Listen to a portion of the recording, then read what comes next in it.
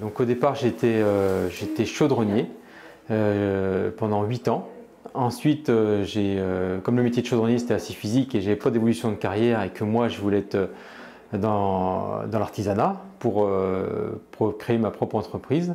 En tant que chaudronnier, c'était difficile parce que le matériel était trop, les machines, les outillages étaient très onéreux, donc c'était pas possible d'investir autant pour avoir sa propre entreprise. Donc j'ai préféré changer de métier et m'installer comme plombier chauffagiste.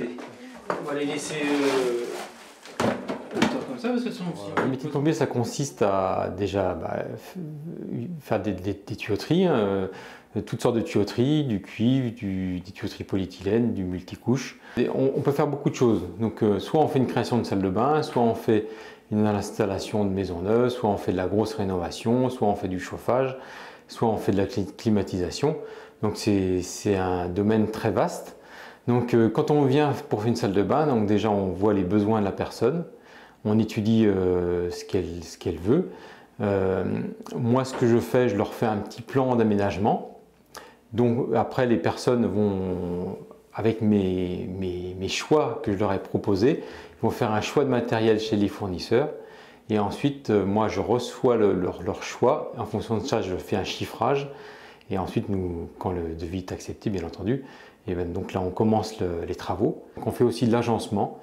Donc, c'est très varié parce qu'on fait aussi bien du plâtre, de la tuyauterie, de l'agencement de bois. On crée des cloisons et puis ça, c'est vraiment l'aménagement de salle de bain total. Alors moi, c'est un peu particulier parce que comme j'étais chaudronnier, j'avais fait des études de chaudronnerie. J'avais fait un CAP chaudronnier à l'époque. Ensuite, pour changer de métier, pour pouvoir évoluer, j'ai fait une formation pour adultes, donc qui m'a donné un diplôme de niveau 4, donc du niveau CAP, que j'ai fait normalement en 12 mois. Mais moi, ça a été raccourci comme j'étais chaudronnier soudeur à 9 mois. Et donc après, j'ai pu commencer dans le métier.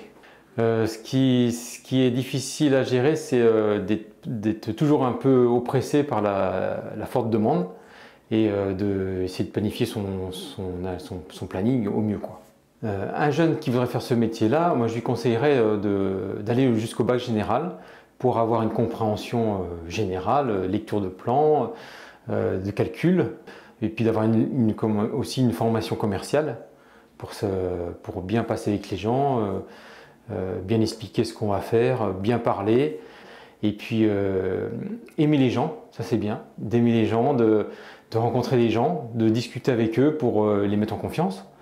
Et puis après les travaux se dérouleront facilement, mais c'est changer d'endroit. Moi je trouve que ce qui est bien, c'est jamais d'être en atelier fermé, on prend notre camionnette et puis on va à droite à gauche, et ça c'est quand même un peu l'indépendance. Voilà.